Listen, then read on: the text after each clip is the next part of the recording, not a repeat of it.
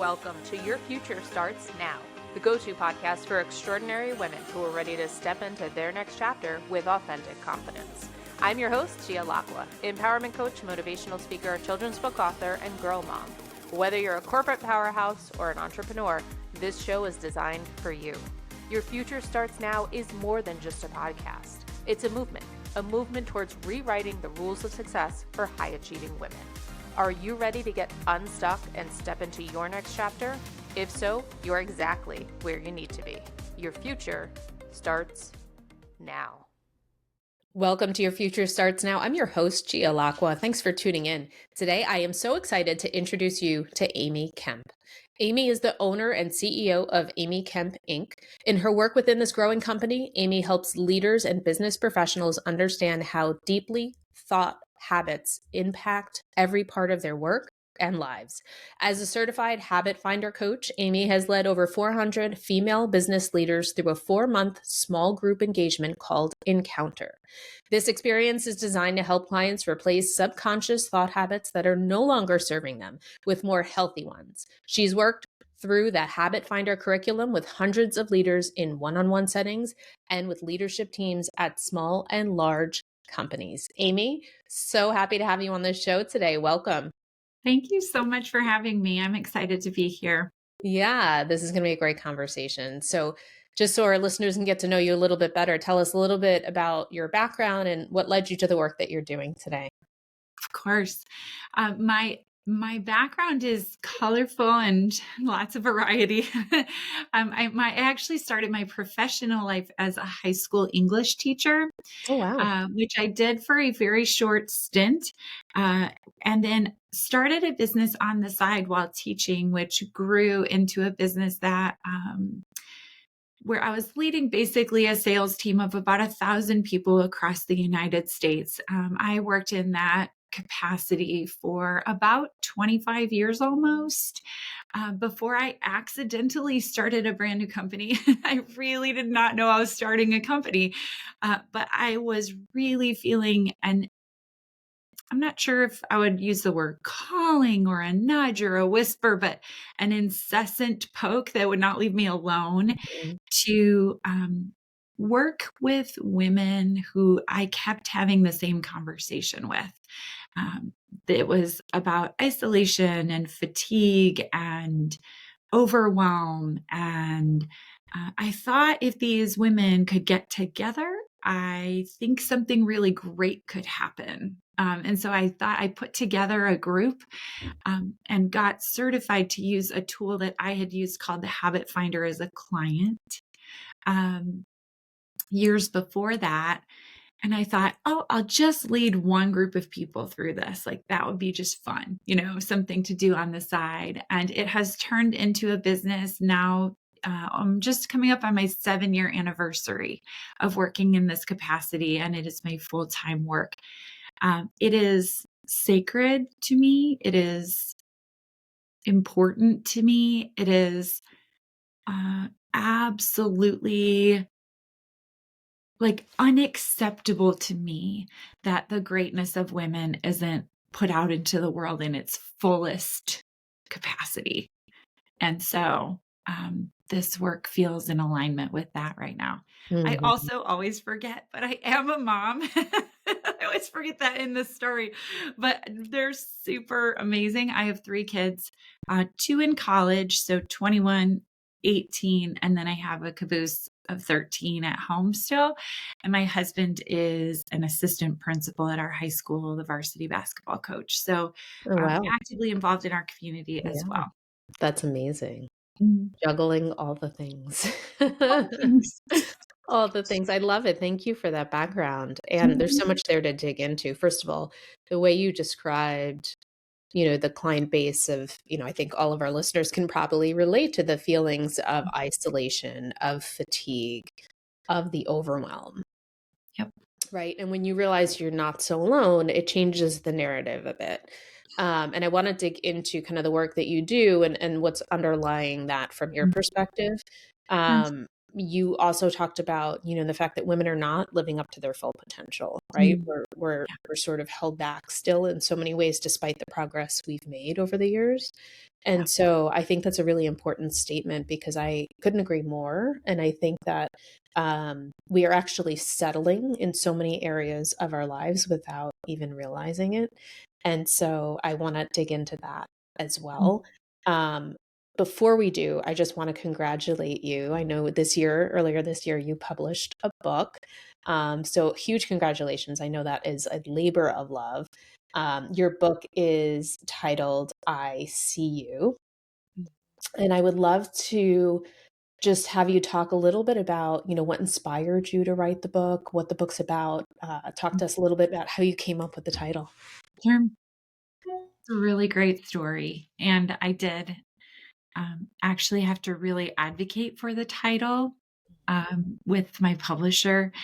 They wanted the title to be more focused on me as the expert, but that's not what this book is. That's not what I wrote it for.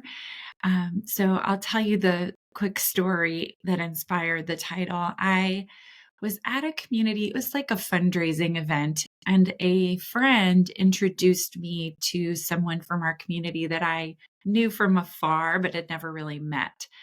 And this is a woman who sits at very important tables. Her decisions affect hundreds, if not thousands, of people in our community.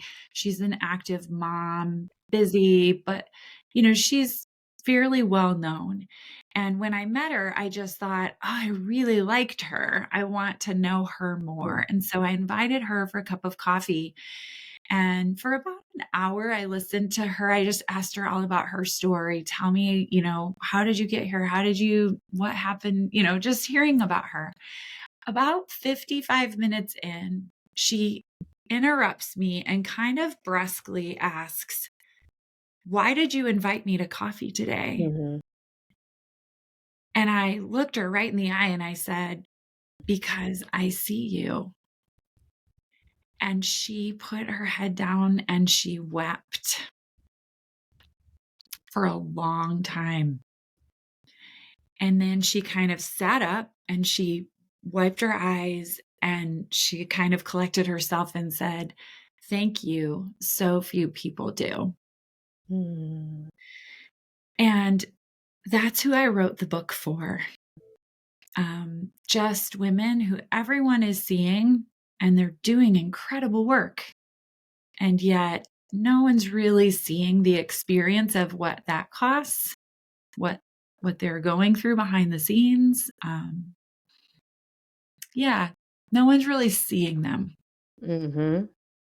It's a beautiful, beautiful story. I love that. And definitely, again, so relatable. I think, the women who are striving to do it all, to have it all, to be it all, does not come without a cost. And often it's very invisible, right? Yes, definitely. I do think eventually it surfaces, Mm-hmm. but for a long time you can kind of keep it hidden. Yeah. So, Yeah. yeah, Yeah. You're right. absolutely. Eventually it comes to a head Yes, in some way or another, there's right? our listening. Right? But we try to hold it all together and Mhm. put a bow on it for as long as we can until we can't any longer. Yeah. And so I think that's such a beautiful story. And the ICU makes so much sense, Mm. for the women who do feel like they are isolated, they are fatigued, they are overwhelmed. Yeah.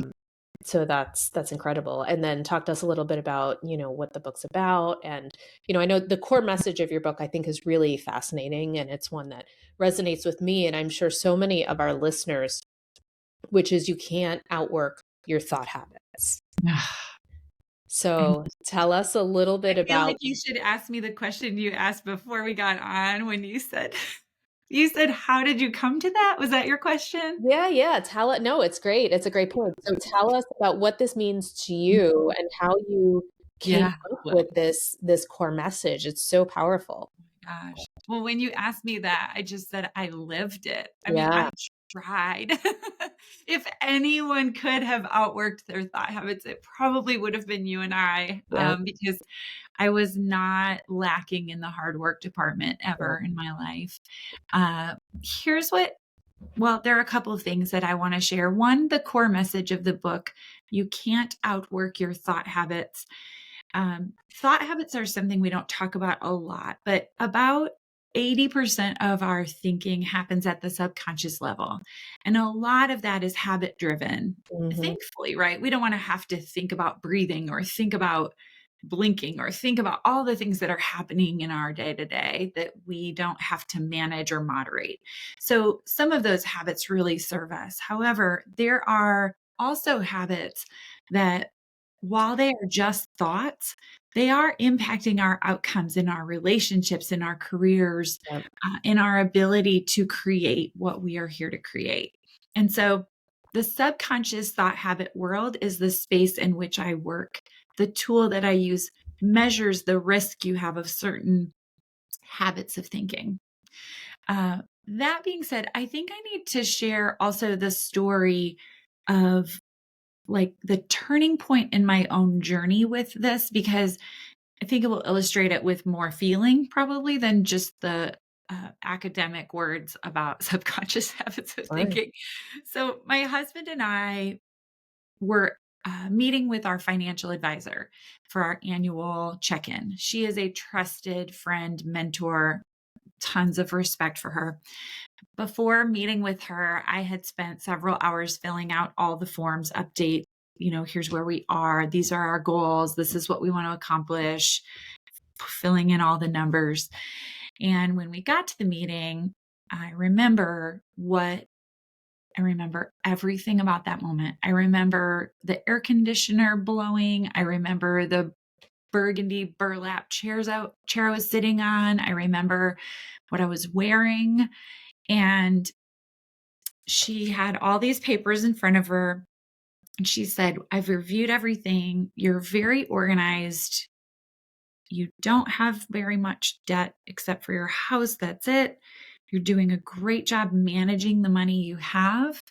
There's just one problem if you want to achieve the goals that you've outlined in this form. And then she leaned forward on the stack of papers and she said, you're not making enough money. And I just remember there were multiple things happening there. And it's important to know that at that time, professionally, I was sort of at the top of the mountain in the work I was doing, very publicly well known, recognized within my company. I was being asked to teach and lead and strategically like have vision for the future. Okay, so there was that element of my life happening. Mhm. And then this reality that I have these 3 kids who are at these really important ages. They were no one driving, everyone in things ages, which I call the Uber era of parenting, by the way, Mhm. because it's just a lot. Yeah. But it's also a really important time, I think, in just their developmental journey. So I was not willing to give up any more time. I was already working very full-time hours. I was not willing to sacrifice any more there. And I wasn't willing to sacrifice on the goals. So then what? I couldn't outwork it. I couldn't work harder. I couldn't work longer. I had to just stop and say something has to change here. And then there was a pause and I thought, no, actually someone needs to change here. And that is me. Because my husband, he's in education. He loves it. He's supposed to be there. It's like his jam, right? But the only way you make more money in education is by getting older. And so I knew that responsibility landed on my shoulders. And so that was a turning point moment where I had to really get real and identify and start to replace some of the subconscious habits of thinking that were holding me back. Wow. So you really felt that tension, right? No. Yeah.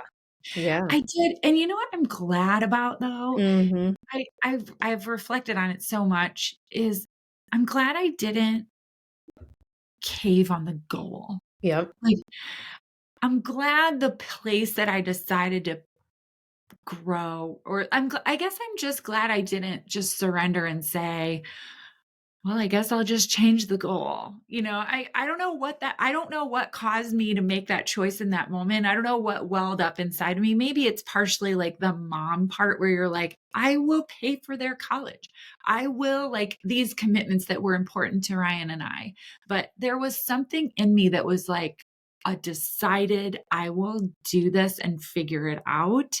And it can't be by working harder. Mhm.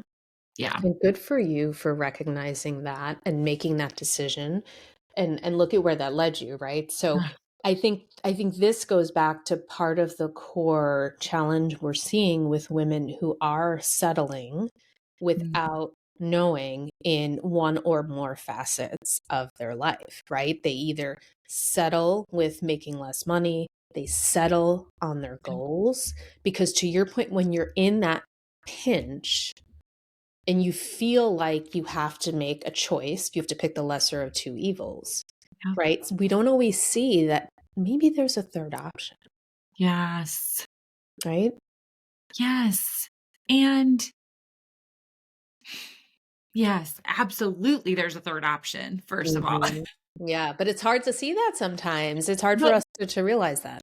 I see and talk to women all the time who are not pursuing the promotion, are not going for the bigger thing Yeah. because, this is not to be said with any kind of negative connotation or judgment, because I don't want to give up the thing outside of work that is so vitally important to me, whether Sure. that be caretaking for an elder parent or community commitments or children or Yeah. whatever it is that, like, is vitally important to you.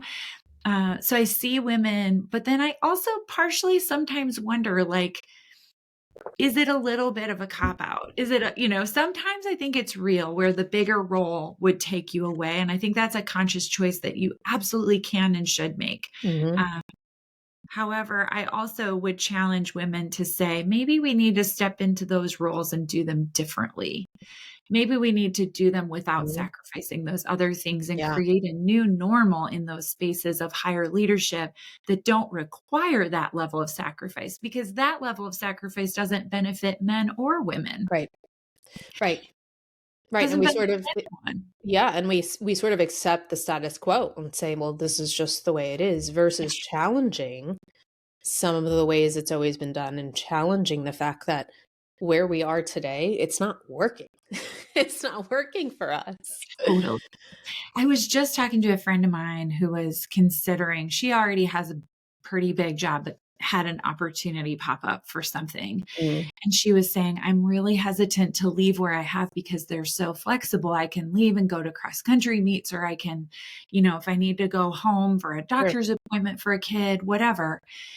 And she said, I just really appreciate and value that. And I'm not sure I would have it in the new role. And I said, well, aren't you going to be kind of the leader in the new role? And she's like, yes. And I'm like, well, maybe you Mm, need to step into that and bring it to that new role. Maybe you need mm, to be the culture changer instead of just looking for the culture that's like that. Now, it's not yes. always possible. Again, No. there's a degree of privilege. There's a degree of, like, um, you know, that not everyone has access to. I'm aware Sure. of that as well. Sure. But there is some part of me that's like, get it, get that, get the influence and impact and use it Yeah. to make that experience better for all people. Absolutely. So, Absolutely. yeah. Right. And I think sometimes we think that just, we're one person, right? How Mm, can we effectuate change at such a micro level? But that's where change begins, right? That's where mhm. change happens. And so I think we underestimate our ability to effectuate broader change when we step into the status quo and accept and Yep, settle, right? yep, yep, So absolutely. it's a really great point. I love that story that you mentioned. Mhm. Talk to us, Amy, a little bit. So you focus in the work that you do on these subconscious habits. Yeah.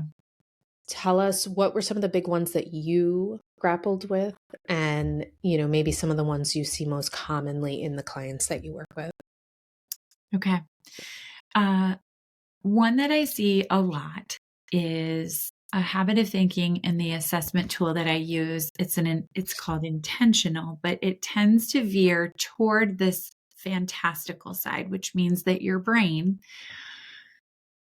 it wants to either go in one of two directions, catastrophe or fantasy. Mhm. So maybe I'll use the example of this is a story I tell in the book. So I'll tell this one. I had a call with a prospective client.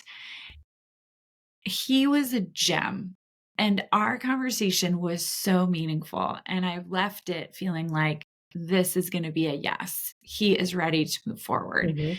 He needed to talk it over with his wife, which was so great. And so over the weekend, I kind of even just, did my weekend thing. And then on Monday, I think I was really busy. So on Tuesday, I hadn't heard back from him. And I reached out. I think I maybe sent him an email just checking in. And then I didn't hear back from him for like a couple more days. And this is the habit of thinking.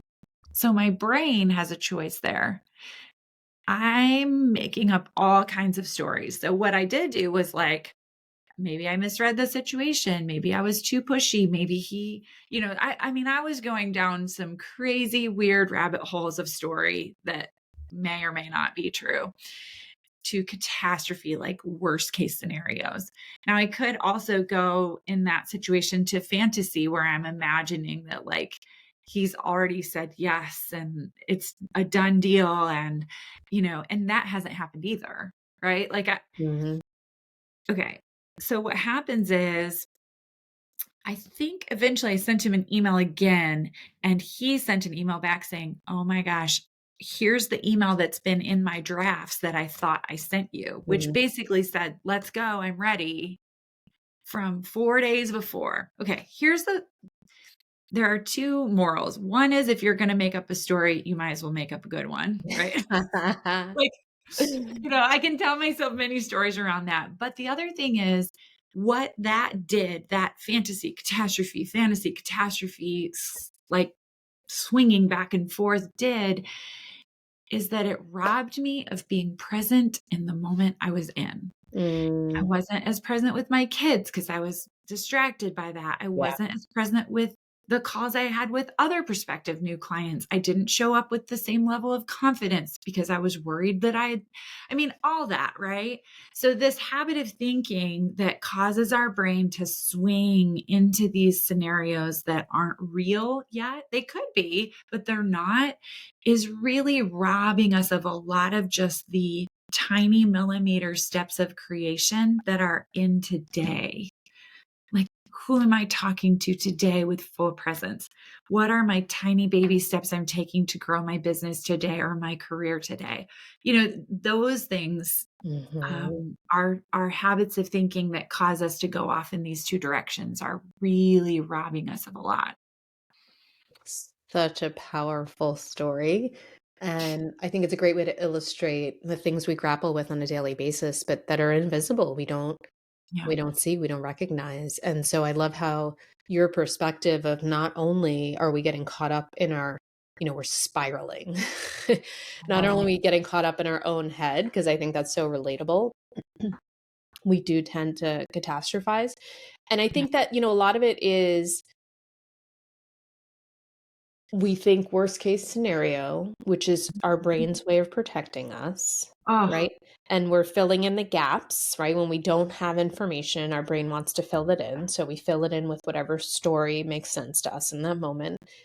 But I think the second part of that is what's so powerful, which is how is that then impacting mm, your day, your week, your month, your year, right? How is that impacting your ability to be present with those you love, to be present with your, existing or prospective clients? How is that impacting your ability to show up? How is that impacting? I love the confidence example, right? Think about the things that eat away at our confidence. Sometimes we're like, why am I not confident, right? But it's these kind of micro moments that chip away and erode it. And then that affects, to your point, how we show up and the decisions we make on, pushing our business forward.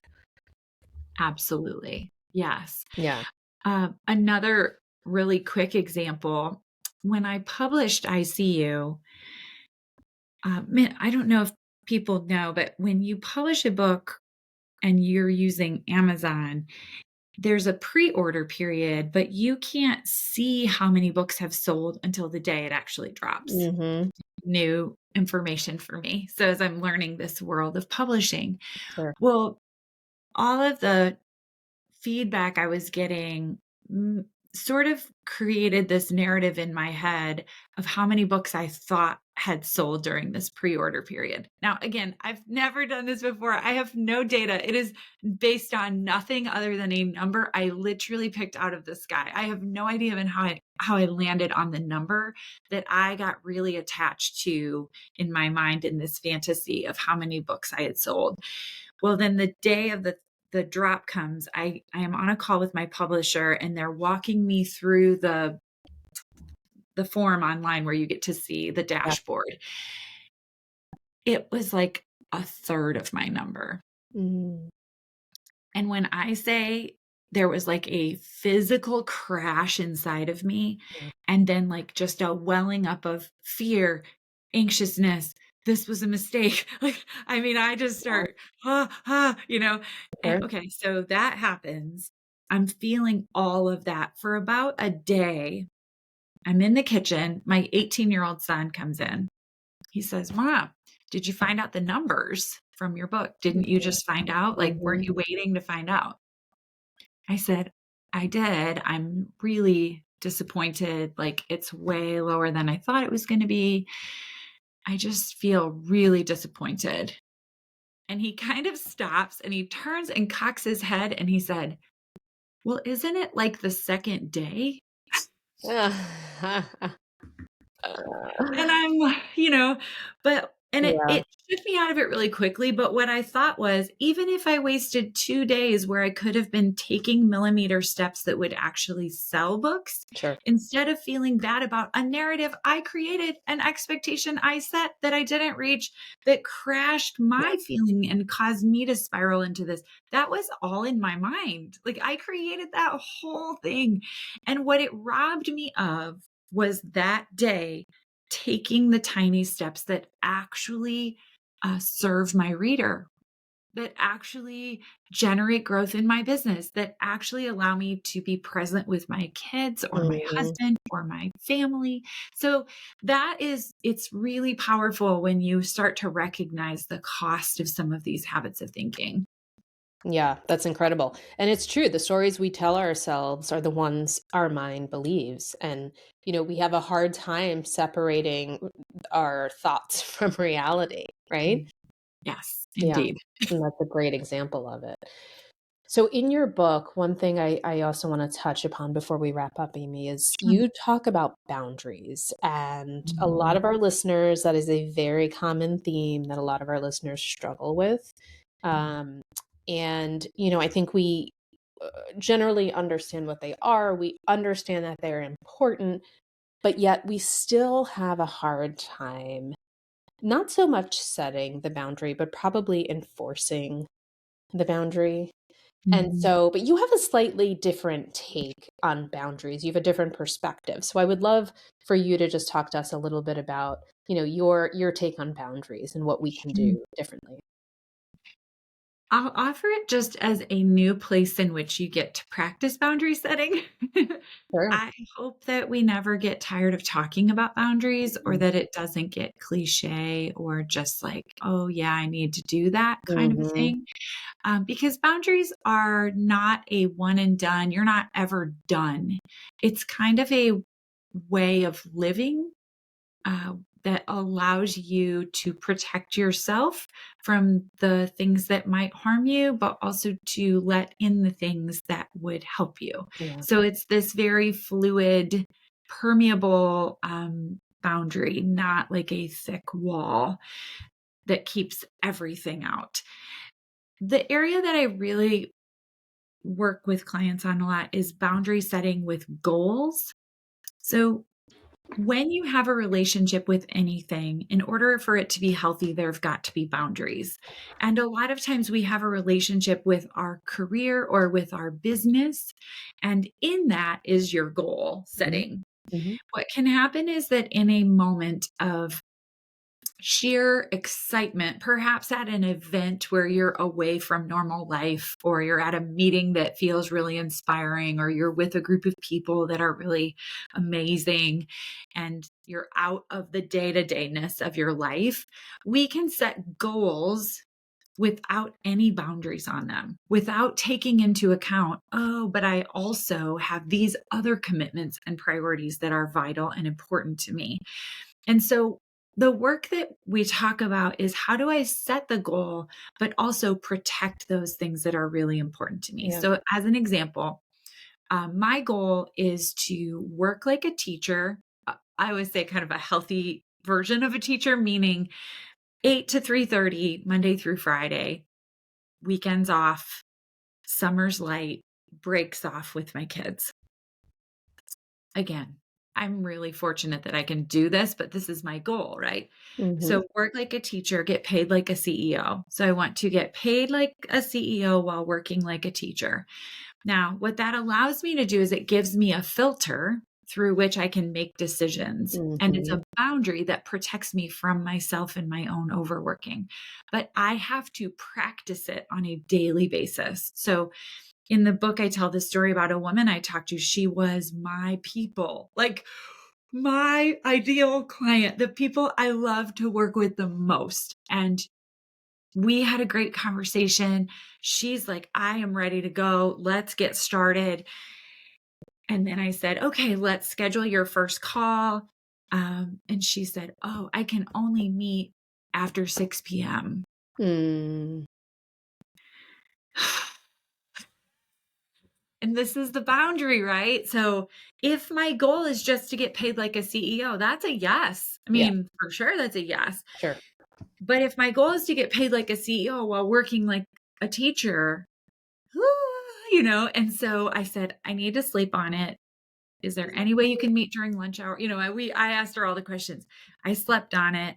I had to call her back and just say, I'm unable to move forward. Um, I think you're amazing. I would love to work with you, but if I violate this, I'm standing on sand. I have no foundation upon which Mm. I can coach you in the areas that you need to be coached. Wow. And that's hard to do. Wow. So hard. So hard. So that's the real work of Yeah, boundary setting. Saying it is easy. Like I can sure. proclaim that and be all, but when it really gets nitty-gritty and you're having to stand in that, uh, there's a level of trust. There's a level of belief that if I honor this space I'm protecting for myself from my own ambition, basically, um, my business will benefit and it will abundantly grow in ways that I can't imagine. So, Yeah. What a beautiful story. So I love having those pillars that you've defined for yourself, and then kind of how you describe them as a filter in which you make your decisions in life and your business, which I think is really important. Um, and that must have been a really hard decision for you, and it probably created a lot of discomfort. yes. I can imagine, right? I And so, wanted to serve yeah, her. I wanted to do that work. sure, So that's the sure. other thing. Yeah, Mhm. and then ultimately, right, it's which one are you gonna uphold, and Right. which one is more And important? what's the cost, right? Yeah, You know, for sure, that's the other thing. for But sure. for me, that's also a bit like a slippery slope. Yeah, So I have to be more cautious and more boundaried with it than maybe other people would. But for me, if I start those yeses, it's a quick tumble back into old yeah, patterns that I don't want to repeat. for sure, for sure. Mhm. Thank you for sharing that. So, Amy, what's one thing that you want our listeners to take away from today's episode? What's one thing you want them to perhaps change or consider doing differently? I want you to never apologize for investing in yourself, uh, particularly in times where you feel like it's the least convenient or you can't get off the hamster wheel to do that. Uh, Never to apologize for doing that or feel guilty for doing that, but also uh, having the boldness to invest real resources in that. Mhm. At the times when it feels the least tenable, where you're not sure even how you can make it work, I think those are the times when you need it the most. Yeah. And so just to step boldly into taking care of yourself without apology, explanation, and really guilt. No guilt. Guilt is only if you're doing something bad or harmful, but taking care of yourself is not that. I love that reframe. It's a powerful message. And Mhm. talk to us, we talk about success and redefining success on this podcast. So tell our listeners, what does success mean to you today? How do you define it? And maybe a little bit about how that's evolved for you over time. I know. Maybe it's evolving still. Yeah, sure. Maybe success is, um, to me right now, authenticity in every space. That when I go to the eighth grade basketball game today at 5:30, and when I talk to the CEO, and when I, show up at the grocery store, and when I am working with one of my coaching groups, that the Amy that is in each of those places is very consistent. That feels most important to me. And that in each of those spaces, I'm understanding that people are doing the best they can where they are. I'm showing up leading with love and kindness, and also being very clear and accurate and boundaried at the same time. Mhm. Um, all of those things are vital to me. So that's how I would define success. It's so vastly different than how I would have before. I'm kind of like, whoa, that's a huge change. So Yeah, yeah, it's yeah, just a big change. yeah. It's a shift, right? And I love how you said being consistent and authentic in all of the different facets of life, because I think back to my own experience and where I felt like I had to wear a certain mask or put on a certain right act or personality for the audience, the quote unquote audience, right? And I had to be a certain way Yep. based on who I was with and where I was Yes. for so many years. And so when we can take off that mask and really be able to lead with our authentic self Yes. and show up consistently in all those areas, right? That's where the true power is. So I love how you describe that. Yes. It's amazing. I could talk to you for hours, Amy. Where can our listeners learn more about you, the work that you do, and if they're interested in buying a copy of your book? Well, first, I'll just say I can feel that you've done a lot of the same work I've done. I can feel it in my heart. I mean, I can feel it in my body. Um, I do think it's rare, and I think I just applaud your courage. I don't know your journey as well as I know my own, but I know the courage and what it takes. So I'm honored to have been here. Thank you so Um, much. People can find me at amykemp.com. So just my name, AMYKEMP.com. My book is anywhere you buy books. So your Amazons, Barnes and Nobles, your local independent bookstores can get it as well. And then I also did record the Audible in my voice. So if you're a listener, I know a lot of women are, particularly, it's a great way to digest it Yeah, and to really gain from it. amazing. So amazing. Thank you so much, Amy, for being here, for sharing your story, your insights, and your expertise. It's truly been an honor. Thank you. Thank you.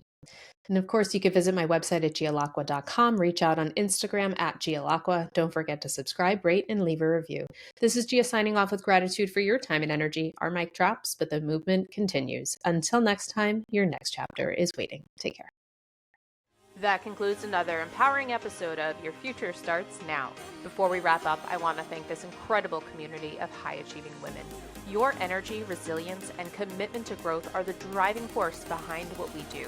If you enjoyed today's episode, please rate it, leave a review, and don't forget to subscribe so you never miss an episode. Your feedback fuels our mission to empower high-achieving women just like you. And of course, share your future starts now with the extraordinary women in your life who are also on a journey of healing and empowerment. Connect with us on social media, share your thoughts, let us know what topics you'd like to explore in future episodes. Stay connected on Instagram at Gia Lacqua. I encourage you to carry the energy of this conversation into your day and keep on supporting the incredible women around you. Until next time, remember, your next chapter is waiting.